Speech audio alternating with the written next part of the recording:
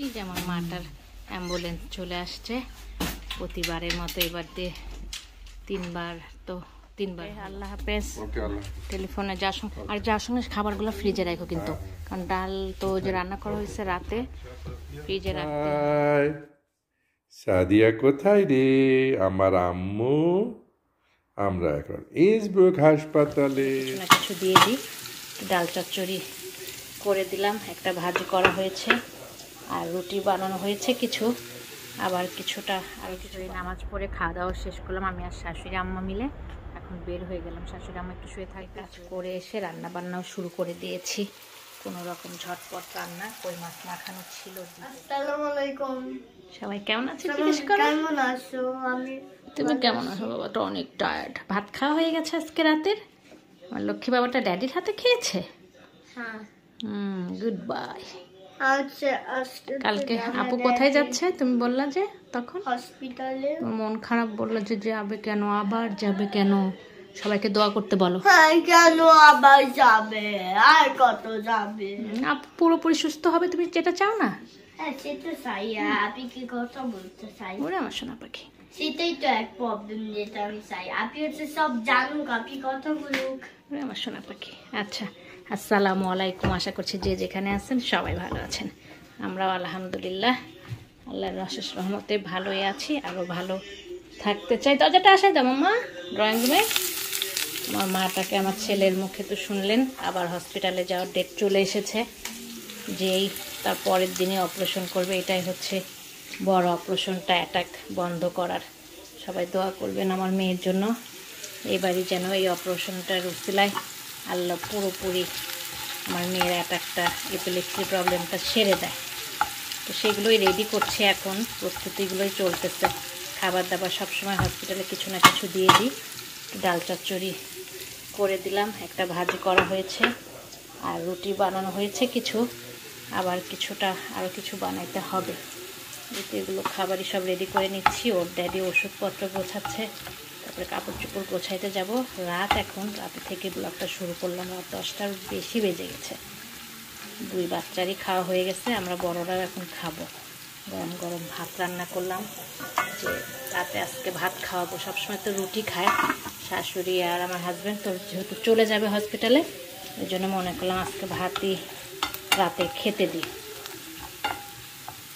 এই তো এখন তো অনেক ব্যস্ততার মাঝে সময় যাচ্ছে, তাড়াতাড়ি করে সব কিছু করে নিতে হচ্ছে জলদি জলদি।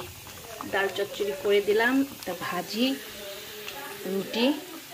এই তো, কারণ এবার বলেছে হসপিটালে বেশি থাকতে হবে না, অপারেশনটা হয়ে গেলে সাকসেসফুলি কোনো প্রবলেম না হলে একদম মানে 3-4 দিন পরেই চলে আসবে। তো ডালটাই তেলের উপরে দিয়ে নিচ্ছি।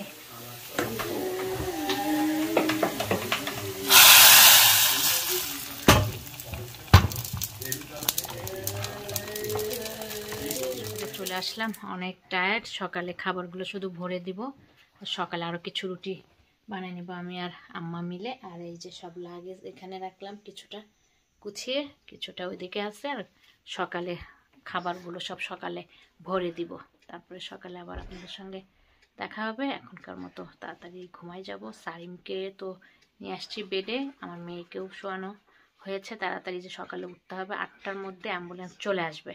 তারপর তো সারিম স্কুল আছে এই সকালে, সারিমের সব কিছু মিলায় কষ্টই হয়ে যাচ্ছে। শুবেই, এর জন্য পরে আমাদের বেডরুমে ঢুকিয়ে দিলাম, ওর রুমে যেতে দিই নাই। ওই রুম থেকে উঠাইতে কষ্ট হবে, আর এখানে সাইডে এক সাইড করে শোয়াইছে, নামাইতে সুবিধা হবে। সে কোনোভাবেই বসে থাকবেই না। আচ্ছা, কিছুক্ষণ শুয়ে থাকো, এখনো আধা ঘন্টা টাইম আছে অবশ্য। একটু শুয়ে থাকো, ততক্ষণে ভাইয়াকেও একটু পাঠাইনি, তারপরে উঠাই নিব। ওকে, শুয়ে রেস্ট নাও। এবার স্নান কমা বাবা। আমার বাবাটা উঠেও গেছে। সকাল থেকে শুরু করলাম আবার ব্লগটা। কালকে রাতে কিছুটা শেয়ার করেছিলাম, বলেছিলাম আপনাদের যে আমার মা আজকে হসপিটালে যাবে। একদম রেডি করে বসিয়ে দিয়েছি, শুধু নেমে যে যাবে সে বেডরুমে ঢুকবে ঘুমানোর জন্য। রেডি করে বসায় রাখছি। সারিমকেও উঠায় রেডি করে দিলাম স্কুলের জন্য।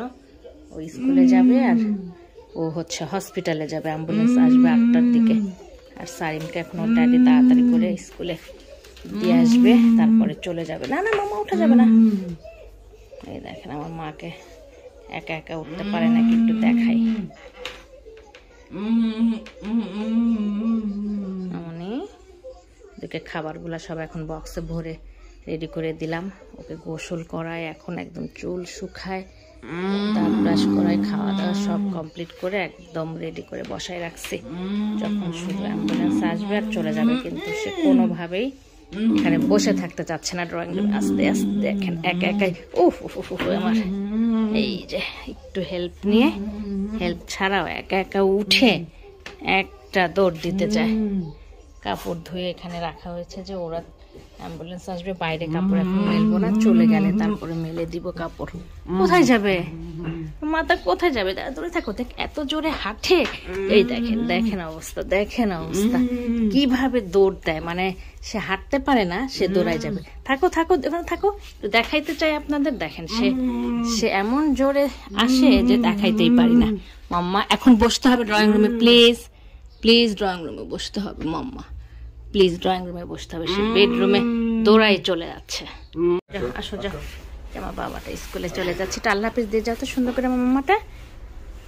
আল্লাহ হাফেজ, ভিডিওতে আল্লাহ হাফেজ। আর দেখা হবে না কিন্তু আপির সঙ্গে আর ড্যাডির সঙ্গে, বুঝেছ? হসপিটাল থেকে আসার পরে দেখা হবে।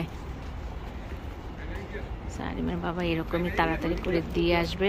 সঙ্গে দেবরও আছে, দেবরের মেয়েও আছে আমাদের গাড়িতে। ওদের গাড়িটা ডিস্টার্ব দিচ্ছে দেখে আমাদের গাড়িতে আমার হাজবেন্ড যে ওদের বাসা থেকে নিয়ে আসছে। ও আমার সকাল সকাল বেলায় সবাই গোলাপ ফুলের শুভেচ্ছা নিয়ে নেন।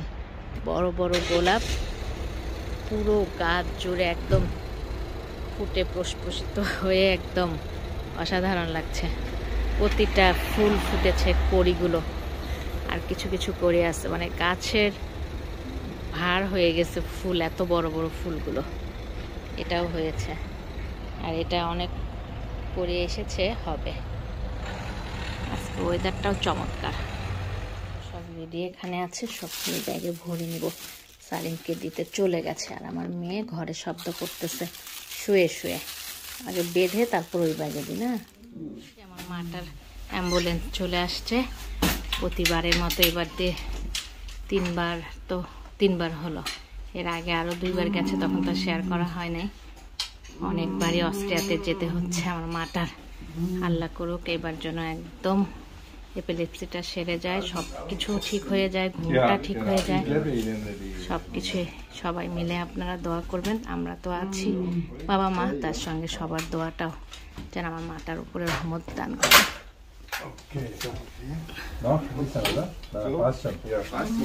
লাইটটা দাও তো, করিডোরের লাইটটা।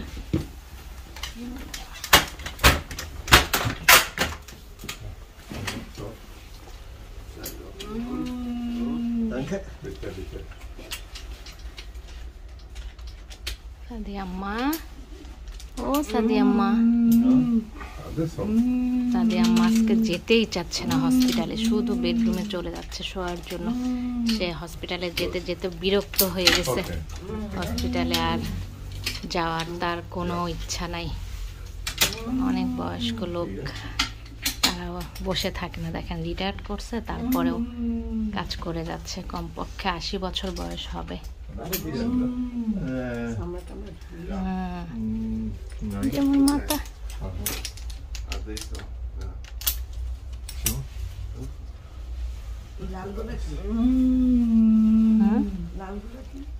আল্লাহ হাফেজ। টেলিফোনে যার সঙ্গে আর যার সঙ্গে খাবারগুলো ফ্রিজে রাখো কিন্তু, কারণ ডাল তো যে রান্না করা হয়েছে রাতে, ফ্রিজে রাখতেই হবে।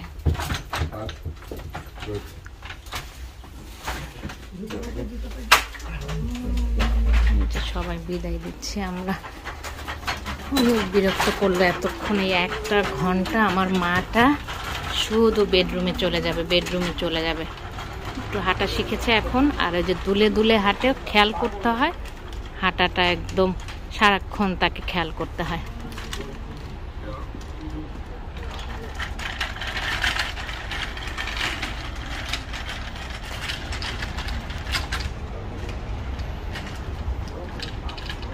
অ্যাম্বুলেন্স এই যে এখানে পার্কিং, ও মনে হয় বুঝে নাই। এখানে যে খালি রাখছো তুমি, এখানে গাড়িটা পার্কিং করে নাই। আল্লাহ হাফেজ, পৌঁছায় সঙ্গে সঙ্গে ফোন দিও।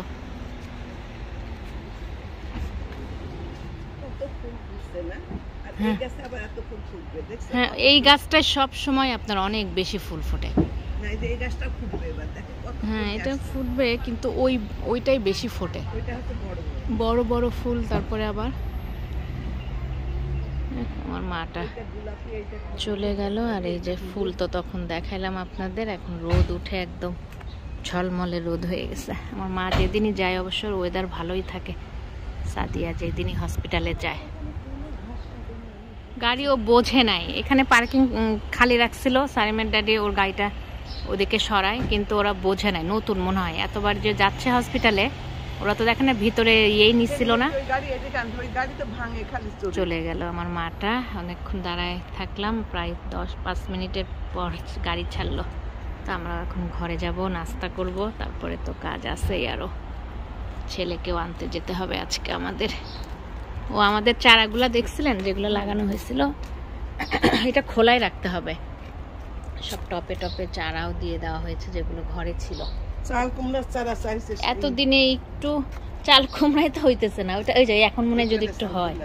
আরে দেখেন এতদিনে মনে হয় একটু বড় হচ্ছে আপনার ওই যে মেথি মেথি রাঁধুনি আছে। আর আমরা যে গাছগুলো এনেছিলাম লাগানোই হয় নাই, 2-3 দিন হয়ে গেছে। এখন আজকে সময় মানে পাবো, আজকে লাগাবো আমি আর আম্মা মিলে। আর এই যে মরিচ গাছগুলোও লাগানো হয়েছে ছোট ছোট। লেবু গাছটা তো শুধু বড়ই হইতে থাকে, লেবু তো হওয়ার কোনো নাম নাই। মেয়েকে বিদায় দিয়েছিলাম, তারপরে কাপড় চোপড় মেলে আবার রেস্ট নিয়ে এখন বাইরে আসলাম। আমি আর আম্মা হচ্ছে কিছু যে গাছ এনেছিলাম নার্সারি থেকে, সেগুলো লাগাবো। আর আমার মেয়ে ঠিক মতোই হসপিটালে পৌঁছে গেছে, কিন্তু অনেক বিরক্ত করেছে এবারে অ্যাম্বুলেন্সের ভিতরে। এখন যে একটু শান্ত হয়েছে, ঘুম দিচ্ছে, এটা হাজব্যান্ড বলল। এই তো হলো আমাদের অবস্থা। সারিম তো আজকে অনেক দেরি করে আসবে, 4টা পর্যন্ত স্কুল। দেখেন কত কাপড় মেলা হয়েছে আজকে আমাদের, 2 ওয়াশিং মেশিন কাপড় ধোয়া হয়েছে। তারপরে ওই পিছন সাইডেও আরও কাপড় আছে, স্ট্যান্ডেও কাপড় আছে। এই তো আম্মা এগুলা মাটি খুলবো না, পুরানা মাটি অবশ্য আছে। টব যে কোনগুলা আনবো, এগুলা গাছ লাগানো। ও শশা গাছ তো আপনার ওইদিকে খেতে লাগাবো, খেতে লাগাবো শশা গাছ। শশা গাছ তো খেতে লাগাবো, আগে ওই বেগুন গাছ কোথায় লাগাবা? বেগুন গাছও তো যে লাগাবো, যে সব বড়গুলার মধ্যে তো ওই যে ওইটা খালি করা যায় না, ওই হ্যাঁ। তো আম্মাও আছে, 2 জন মিলে বুদ্ধি করে টপে লাগাবো কিছু, খেতে লাগাবো কিছু, এরকম করে সবগুলাই লাগাই দিব। করলা গাছ টপে লাগানো হয়েছে। Sadi auf. Geh mal denn mit. Bitte? Die Schalter. Den Schalter, ja. করে এসে রান্না বান্নাও শুরু করে দিয়েছি, কোনো রকম ঝটপট রান্না। কই মাছ মাখানো ছিল দিতে, সেটা বের করে ভাজি করার জন্য দিয়ে দিয়েছি। আর পুঁই শাক রান্না করে নিব। পুঁই শাকটা বেছে কেটে নিলাম, প্রথমে ডাঁটাগুলো দিয়েছি। আর চিংড়ি মাছের যে দেশে থেকে আনা চিংড়ি মাছ কিছু বের করে নিলাম। এই যে পলিথিনে এইভাবে করে বোন দিয়েছিল, এগুলো সময় লাগে না, বের করে একটু খোঁচা দিলেই ছাড়া ছাড়া হয়ে যায়, সুবিধা আছে। এখন একটু আলু, প্রথমে ডাঁটাগুলো একটু কষিয়ে নিলাম, এখন আলু আর টমেটোটা পরে দিয়ে নিলাম। এটা কিছুক্ষণ কষিয়ে শাকটাও দিয়ে দিব একসঙ্গে, কেন আলু তো তাড়াতাড়ি সেদ্ধ হয়ে যায়, ডাঁটাটা একটু হতে সময় নেয়। শাকের পুঁই শাকের ডাঁটাটা, চিংড়ি মাছটাও দিয়ে দিব।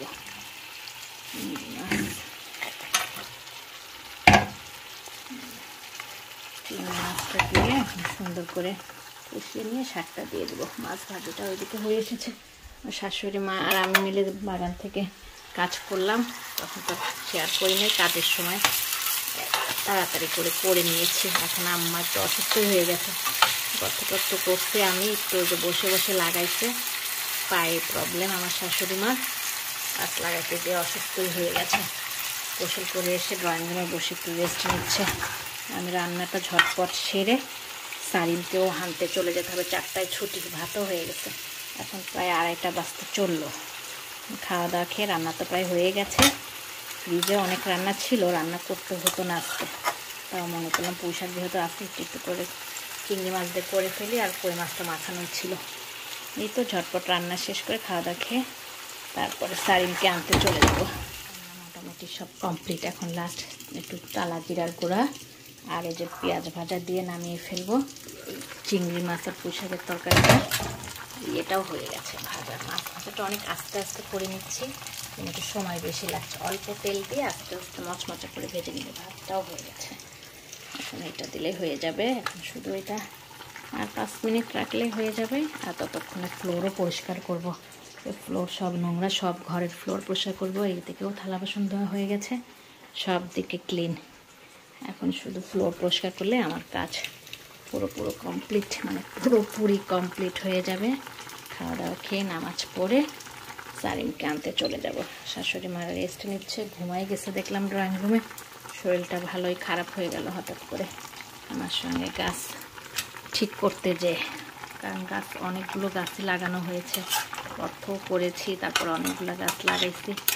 আপনাদের সঙ্গে পরে তো আর শেয়ার করা হয় না। গাছগুলো না লাগালেও হচ্ছিল না। চারাও অনেকগুলো ছিল, তারপরে বাসাতে চারা রেডি করেছিলাম, সেগুলো সব মিলে অনেক গাছই লাগানো হয়েছে। গাছে পানি দেওয়া হয়েছে। আজকে তো রোদও ভালো হয়ে গেছে। এখন 2 মিনিট রান্না হলে হয়ে যাবে, ততক্ষণে ঘর পরিষ্কার করতে যাবো। এই শুয়ে নামাজ পড়ে খাওয়া দাওয়া শেষ করলাম আমি আর শাশুড়ি আম্মা মিলে। এখন বের হয়ে গেলাম। শাশুড়ি আম্মা একটু শুয়ে থাকবে, শরীর এখনও ভালো হচ্ছে না, পায়ের প্রবলেম তো, বসে থেকে ওঠা, এর জন্য পাটাতে ভালো প্রবলেম হচ্ছে। তো আমি সানিমকে আনতেও বের হচ্ছি। হাজব্যান্ড যেহেতু মেয়েকে নিয়ে হসপিটালে, যেতে তো হবে আমারই। আর তখন তো আর গাছগুলো দেখাই নাই লাগানোগুলো। আর এই যে সেই ফুলগুলো এখানে রেখেছি, উপরে এখানে রেখে দিব, উপরে 2 পাশে। এখন আপাতত নিচে গেটের আর কি 2 পাশে 2টা রেখে দিয়েছি। আর গাছ হচ্ছে এই যে সব গর্ত করেছে, ওইদিকে এগুলো ঠিক করা হয়েছে, এখানে লাগানো হয়েছে। ওই পাশে পিছন সাইডে কিছুটা লাগানো হয়েছে। পিছনে এখন আর যাব না, শুধু একটু শেয়ার করলাম তখন কি কাজ করলাম। এসে কাপড়গুলো উঠাবো। এখন আগে ছেলেকে আনতে চলে যাই, পরে এসে যা করার করে নিব। আল্লাহ হাফেজ আনুষা, আল্লাহ হাফেজ। এদিকে আল্লাহ হাফেজ বলো। সকালে তো আল্লাহ হাফেজ। তাহলে সকালে হচ্ছে ও চলে যাবে, ওই দিক থেকে চলে যাবে। আচ্ছা, কোথায়? সকালবেলা স্কুল। ও আচ্ছা, আমারই তো দিতে যেতে হবে সকালে। সকালে তো ওকে নিয়ে যেতে হবে, হ্যাঁ মানে এদের তো গাড়ি নাই, গ্যারেজে। তাহলে তো বুঝছি। আম্মু কালকে কি সকালে উঠতে হবে? আচ্ছা, কালে দিতে হবে সকালেও তোমাকে, বুঝেছো? এই যে সারিমো নিয়ে নিলাম। ঘেমে গেছে, আজকে এত গরম পড়ে গেছে। মিতবুকে ছুটি না। বাসায় পৌঁছেও গেছি। আমার গাড়িটা একদম যাওয়ার আগে ক্লিন করে, আর বাইরেও একদম চকচকা লাগতেছে গাড়িটা। সারিমের ড্যাডি পরিষ্কার করে দিয়ে গেছে গাড়ি অবশ্য। সারিম, তোমার ব্যাগ নিতে হবে না মাম্মা? ব্যাগ নিতে হবে না, আসো। পৌঁছে গেছে। এখন সারিমকে তাড়াতাড়ি ক্লিন করে খাওয়ানো শেষ করে তাড়াতাড়ি আবার ঘুম পাড়াতেও নিয়ে যেতে হবে, কালকে আবার স্কুল। সাদিয়া কোথায়? সাদিয়া কোথায় রে আমার আম্মু? আমরা এখন ইন্সব্রুক হাসপাতালে সাদিয়ার আরেকটা অপারেশনের জন্যে। আমার আম্মুটার কালকে সকালবেলা অপারেশন হবে, ছোট্ট একটা অপারেশন। সবাই দোয়া করবেন, কাছে দূরে যারা আছেন, আত্মীয় স্বজন, শুভাকাঙ্ক্ষী, সবার জন্য সাদিয়া দোয়া প্রার্থনা করতেছে। ঠিক আছে না মা? আমার মার সঙ্গে ওই যে আমিও এখানে থাকবো।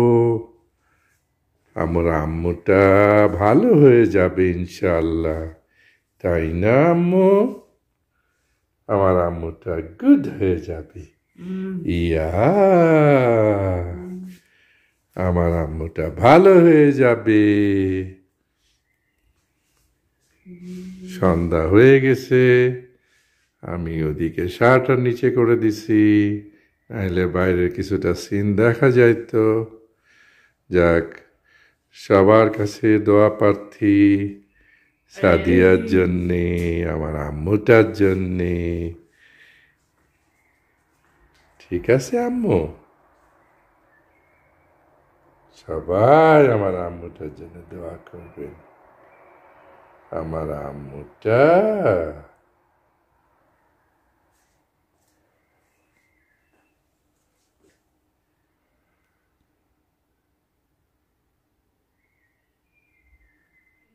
ঘরে চলে আসো, আমরা ঘুমাই যাব মা। আমার বাবাটা ড্রয়িং রুমে ঘুমানোর জন্য ডাকতেছে, আসতেছে না, সহজে ঘুমাইতে চায় না, এত টায়ার্ড, স্কুল থেকে আসছে, খাওয়া দাওয়া শেষ নিয়ে এখন তাড়াতাড়ি ঘুম পাড়াই দিব। ভিডিওটা মনে করলাম এখানে শেষ করে দিই। আমার মেয়ে তো হসপিটালে অলরেডি পৌঁছে গেছে, দেখলেন একটু ভিডিওতে আছে। এমনি তো হাসি খুশি আছে, যাওয়ার সময় যেতে চাচ্ছিল না, ওখানে যেও অনেক বিরক্ত করেছে, অ্যাম্বুলেন্সের মধ্যেও ভালোই বিরক্ত করেছে। ওর বাবার সঙ্গে কথা হলো। তো সবাই দোয়া করবেন। আসলে আমাদের জীবনটা একটু এই হাসি, এই আনন্দ, তো আমাদের হসপিটালেই জীবন। আমার মেয়েটার জীবনটা আল্লাহ কবে যে একটু ভালো করে দেবে। আমার ছেলের মুখে তো শুনলেন, বলতেছিল ভিডিওতে, কেন এত হসপিটালে যেতে হয়, কেন আমার আপু কথা বলবে এবার, মানে ওর খালি ওইটাই তো এই তো কয়বার করে যেতে হলো। একটা তো এখানে মোবাইলে চিপসের মতো এখানে একটা ছোট্ট বসিয়েছে, মানে কেমন ট্রিটমেন্ট, মানে অবাকই লাগে। এখনকার ট্রিটমেন্ট শক্ত হয়ে আছে, একটা অলরেডি এক পাশে অপারেশন হয়েছে, আবার আরেক পাশে ওইভাবে কেটে কিভাবে অপারেশন করবে এখনও জানি না। অনেক রিসার্চ করতেছে, ওর যদি এবারের এই ট্রিটমেন্টের পরে এপিলেপসিটা সেরে যায়। এর আগেও একবার বোর্ড বসেছে ডক্টরদের, এই অপারেশনটাই গতবার হওয়ার কথা ছিল, সেটা টেনে টুনে এই পর্যন্ত এসেছে। মানে পুরোপুরি আমার মেয়েটার এই ট্রিটমেন্ট, মানে এই অপারেশনটার মাধ্যমে এপিলেপসিটা একবারে সেরে যাবে কিনা সেটাও নিশ্চয়তা নাই, কিংবা টেনশনও লাগে যে আল্লাহ কি ভাগ্যে রেখেছে। সবাই দোয়া করবেন আমার মেয়ের জন্য। আপডেটটা দিয়ে দিলাম যেহেতু ভিডিও শেয়ার করেছি, যাওয়া পর্যন্ত হসপিটালে গিয়েছে। আপনারা অনেক ভিডিওই শেয়ার করেছি আমার মেয়ের হসপিটালে যাওয়ার, আপনারা অনেক দোয়া করেছেন, আপনাদের কাছে তো কৃতজ্ঞ জানানোর ভাষা নেই আমাদের। আমরা বাবা মা দোয়াই করতে পারি আর দোয়াই চাইতে পারি ভবিষ্যতে আমার মেয়েটার কী রেখেছে, আসলে নিজেও জানি না। যাক, একটু ইমোশনাল হয়ে গেছি, সবাই ক্ষমা সুন্দর দৃষ্টিতে দেখার ট্রাই করবেন। আমার মেয়েটার জন্য সবাই অনেক দোয়া সামিল রাখবেন। নেক্সট ব্লগে আপডেট জানাবো আমার মেয়ের অপারেশন হচ্ছে কিনা, কোথায় অপারেশন হচ্ছে, কিভাবে এই ট্রিটমেন্টের মাধ্যমে কি হয়, পরবর্তীতে আপডেটগুলো দিতেই থাকবো, কারো না কারো উপকারেও আসতে পারে যাদের এরকম বাচ্চা আছে। তো আজকের মতো বিদায় নিয়ে নিচ্ছি, আল্লাহ হাফেজ। Thank you for watching my video. আমার চ্যানেলটিকে ভালো লেগে থাকলে সাবস্ক্রাইব করবেন, বেল বাটনটিকে ক্লিক করবেন, লাইক করবেন, কমেন্ট করবেন, শেয়ার করবেন। ধন্যবাদ।